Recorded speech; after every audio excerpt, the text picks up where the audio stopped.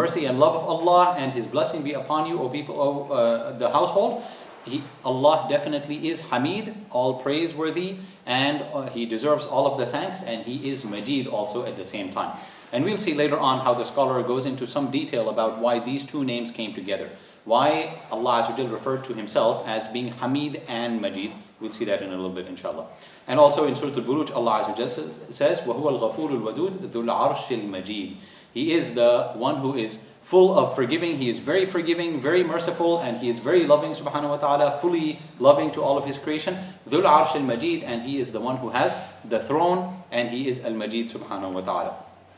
So, specifically when we talk about Allah Azza wa Jal, that He deserves the name Al-Majeed, what does it mean? That He is praised, that He is honored, He is Hamid and He is Majeed, that He has a lot of honor, so He is Huwa al-Wasi' al-Karam, and also the scholar said that He is full of excellence, a lot of excellence. So remember that Majeed revolves around two main meanings, a lot of, or expansiveness of something, and it also refers to complete honor. So we're talking about that Allah Azza wa Jal is full of excellence, that He is full of honor, subhanahu wa ta'ala. Also that He does a lot of good for His slaves.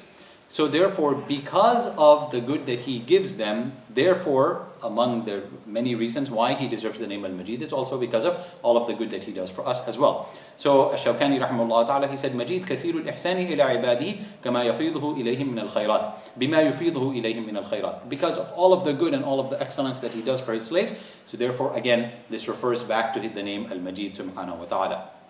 Some of the scholars also said that we would know Him as being Al-Majeed because we are so much in awe of how honorable and how magnificent He is, subhanahu wa ta'ala. Not just in the way that He treats us, but in the way that we would realize Him, subhanahu wa ta'ala. When we recognize Him being Al-Majeed, we would recognize the fact that He has such a huge honor, that He has this great magnificence, and so therefore, subhanahu wa ta'ala, therefore He deserves the name Al-Majeed, subhanahu wa ta'ala. And how does it affect our iman that we know that Allah Azza wa Jal has the name Al-Majeed?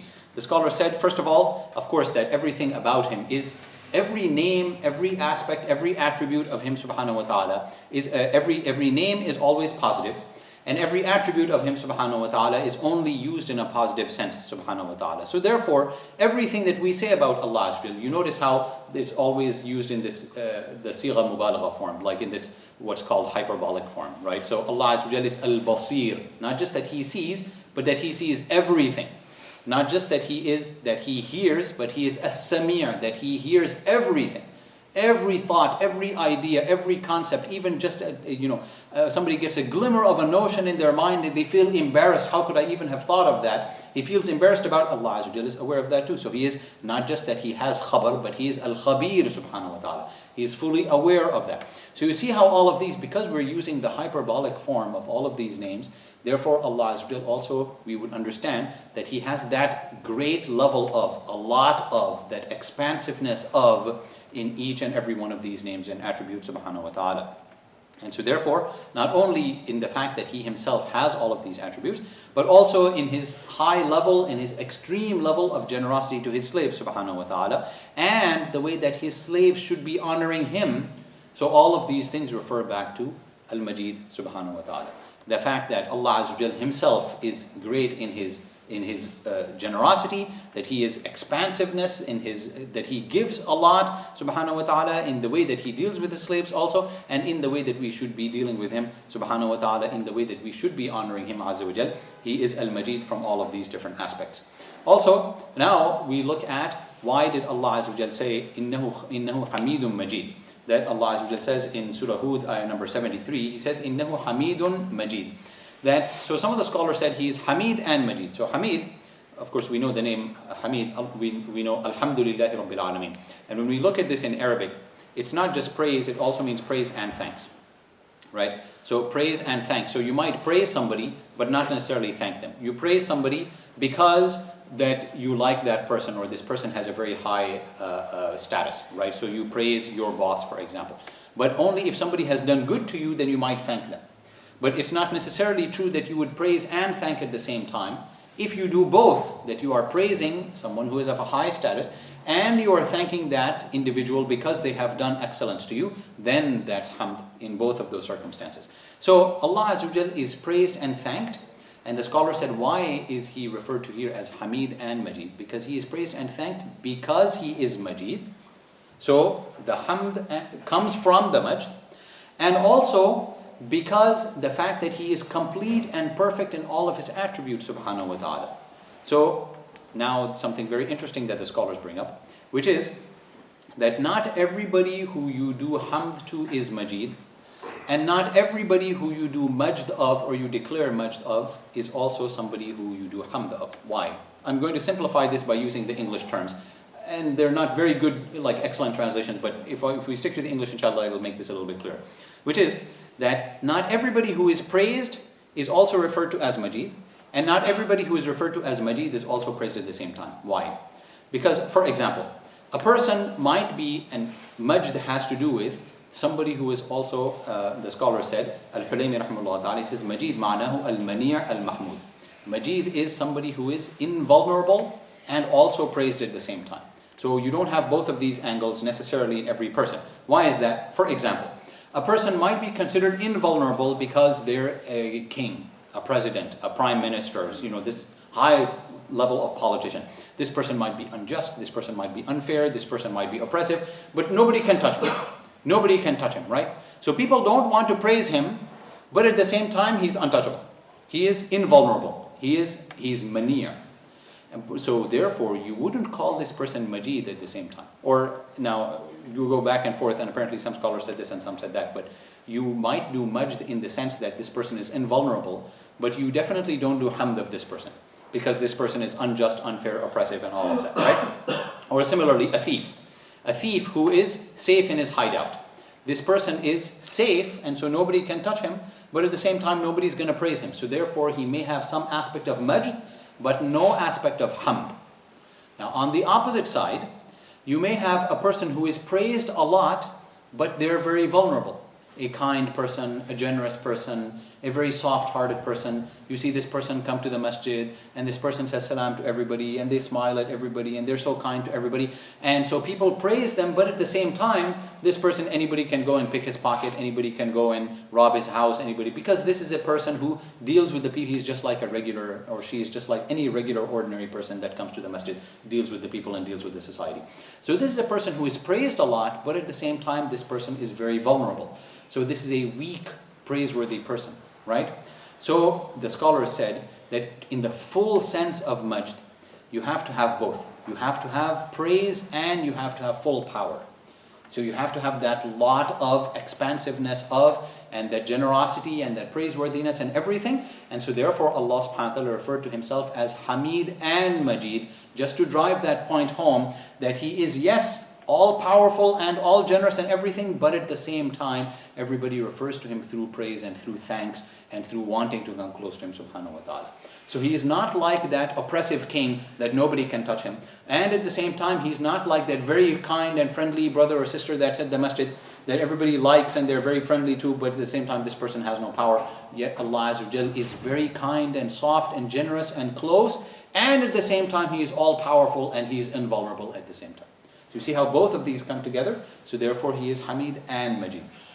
And the scholars said, therefore, Allah Azza wa Jal, definitely he is Al-Majeed. He is invulnerable and he is very generous and extremely generous, infinitely generous, and nobody else is like this. There's nobody else who's like this. Think of any king, think of any powerful person. This is a person who is unapproachable. He doesn't even know you, right? You go, or the politician, the senator or something like that. He flies around all over the world and probably has multiple real estate and all, and he doesn't even know about us, right? So this is a person who doesn't care, doesn't have that aspect of generosity. Whereas on the other hand, you find such close people, like we already mentioned about that. So anyway, also among the aspects of Al-Majeed specifically for Allah subhanahu wa ta'ala is the fact that the generosity of Allah Azza wa Jal is for everybody. Not just for a few people. Allah Azza wa Jal's generosity is for everyone, for all of His creation. Allah Azza wa Jal says, وَإِن تَعُدُّوا نِعْمَةَ اللَّهِ لَا تُحْصُوهَا. If you were to count a blessing of Allah, you would not be able to count it.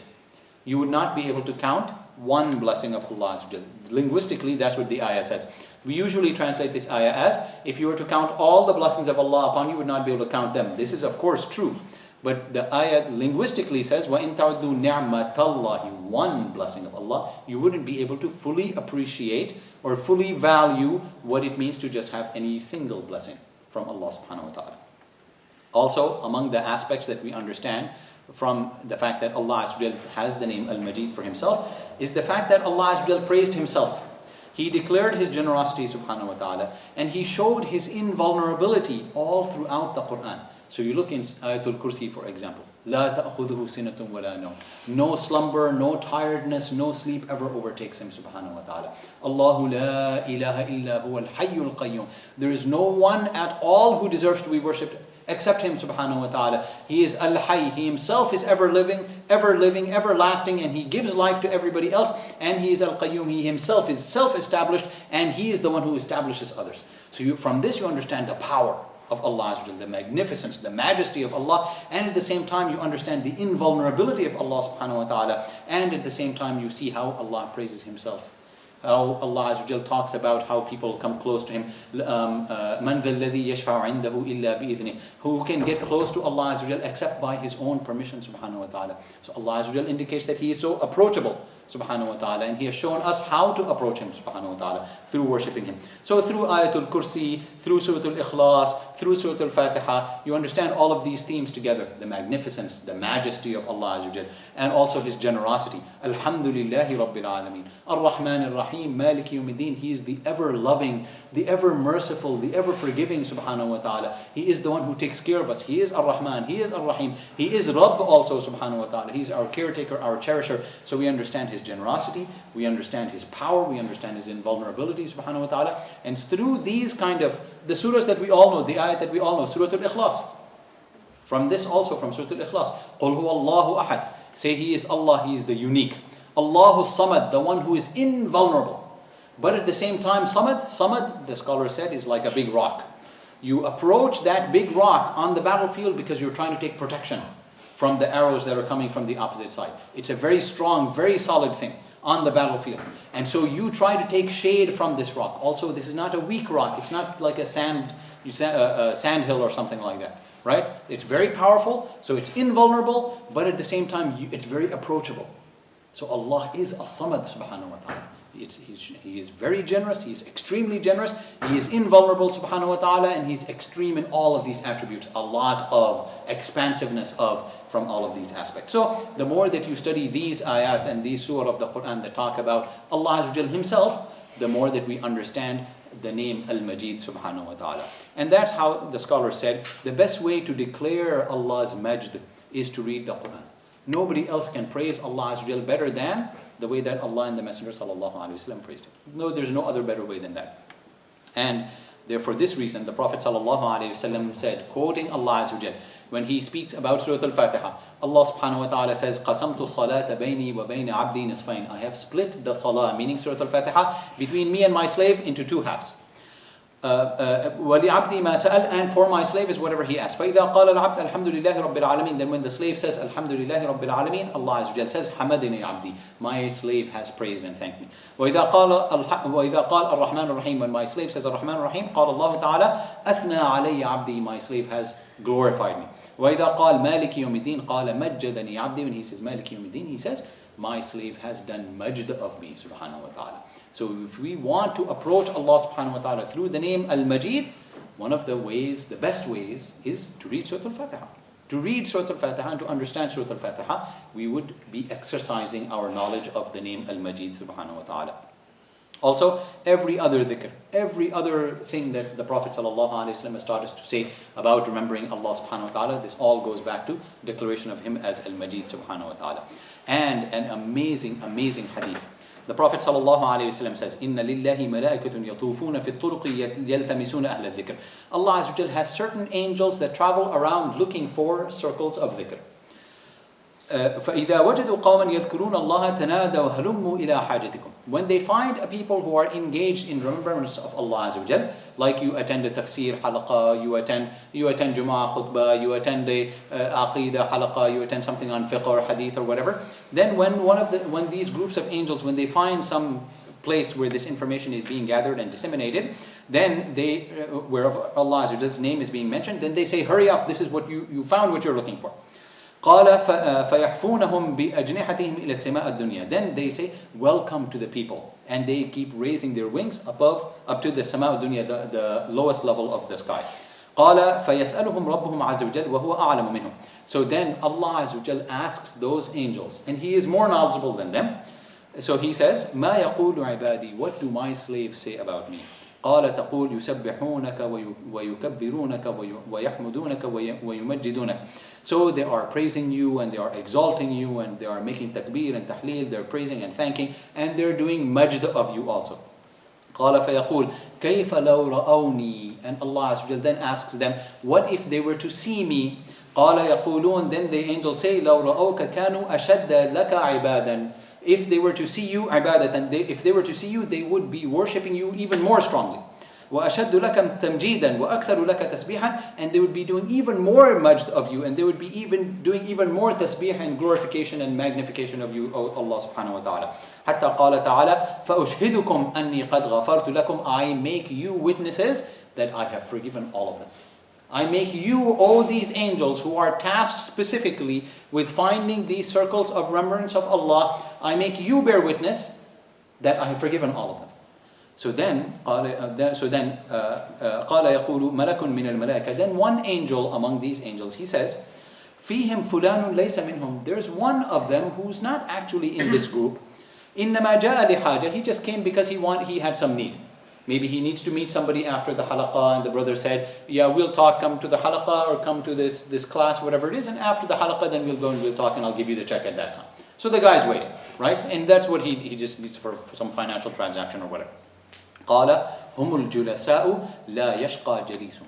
So Allah Azza wa Jal then says, they are all gathered in the gathering, none of them will go away unhappy. None of them will go away disappointed or unhappy. This hadith is an amazing hadith. Rawahu Ahmed, wal-Bukhari, wal-Tirmidhi, is found in so many narrations, so many books of hadith. This hadith shows us that so many things. Among the things that Allah Azza wa Jal loves, halaqat al-dhikr. Allah Azza wa Jal loves gatherings wherever people are remembering Him and glorifying Him subhanahu wa ta'ala, studying His religion, studying the seerah of the Prophet sallallahu alayhi wa sallam, because all of these things help us to understand and glorify and praise Allah Azza wa Jal more and more.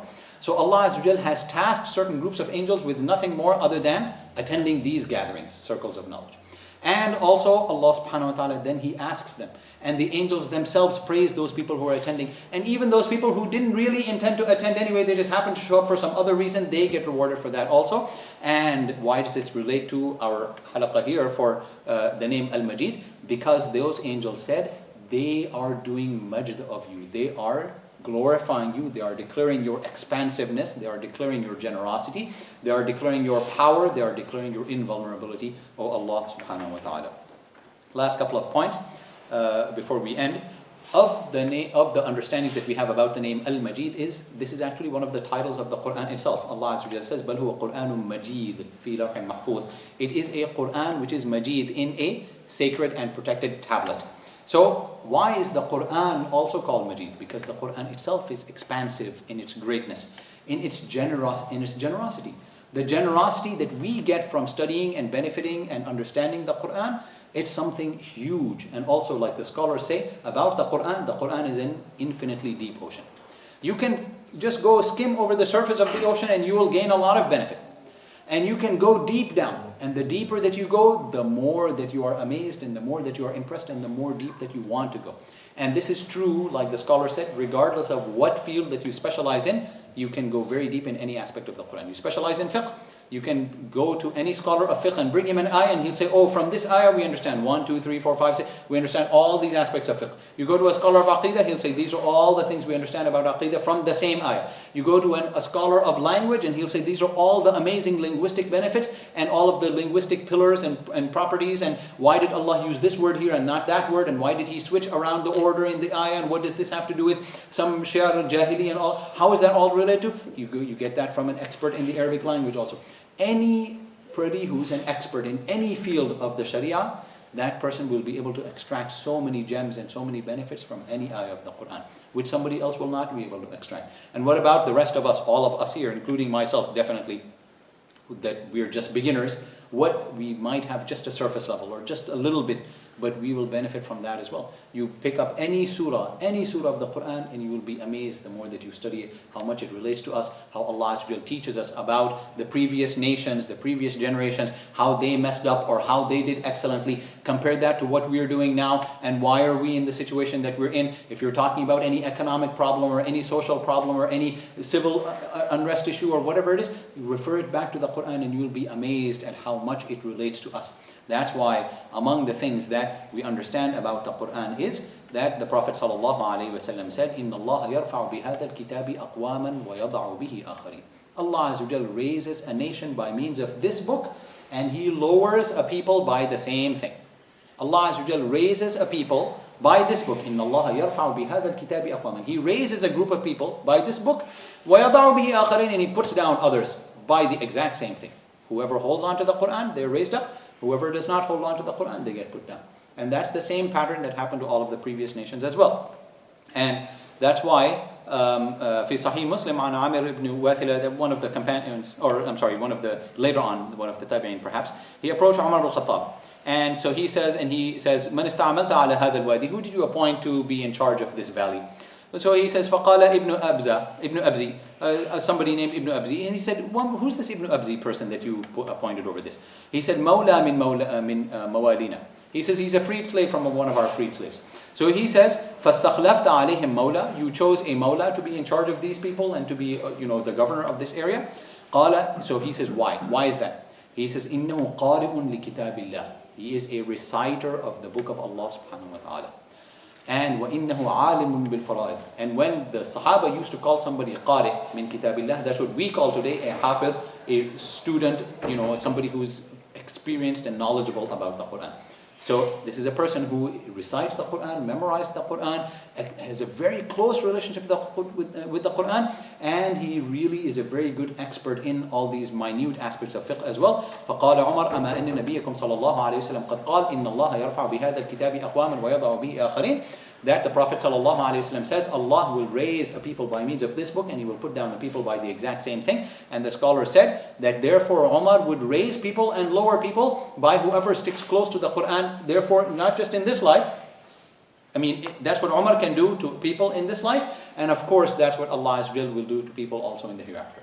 Whoever sticks to the Quran, or whoever decides to abandon the Quran, or not stick to the Quran, they get this side or they get that side. So therefore, we would understand from this as well, where's the honor of the Muslims? Where's the status? Why are we fighting each other? Why all of the political and economic and social and all of these catastrophes upon the Muslims?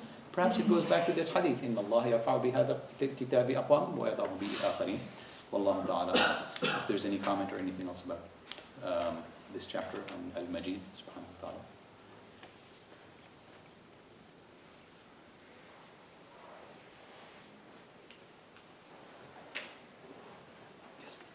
About the hadith that Allah يضع فيه آخرين, would that also mean that the people who get misled with the same ayah that is that another, can you understand it this way or sure different? Sure. The ayah where Allah subhanahu wa ta'ala says إن الله لا يستحي أن يضرب مثلا ما بعوضة فما فوقها فأما الذين آمنوا فيعلمون أنه الحق من ربهم وأما الذين كفروا فيقولون ماذا أراد الله بهذا مثلا يضل به كثيرا ويهدي به كثيرا. But why? وما يضل به إلا الفاسقين. Right? So because of the fact that people have been so rebellious, continuous, وما يضل به إلا الفاسقين, the continuously rebellious, sinful type of people, those are the people who get misled by the exact same method in the Quran. The exact same parable that Allah Azza wa Jalla gives in the Quran. Allah guides people by it, and He also misguides people by the exact same thing. So there will be an ayah of the Quran that comes down. Two people will approach the exact same ayah, same thing word for word, but because of their own spiritual strength or their own spiritual disease, they will have two completely opposite reactions to it. So Abu Bakr is on one hand and Abu Jahl is on the other hand. They're both very good in the language. They're both from the same culture. They're both from the same... it's not about language barrier or anything like that. But Abu Bakr radiallahu anh is on one hand and Abu Jahl is on the other hand. Why? One is a fasiq and one is a siddiq radiallahu ta'ala anhu. Right? So one is a person who approached it from that positive spirituality, and the other one is that person who approached it from all kinds of negative spiritual angles. So absolutely, it seems that it can apply in that case as well. Allah Ta'ala.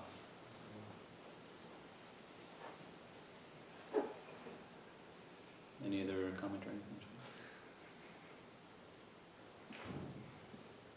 طيب إن شاء الله we can end. جزاكم الله خيرا. سبحانك اللهم وبحمدك أشهد أن لا إله إلا أنت أستغفرك وأتوب إليك. السلام عليكم ورحمة الله.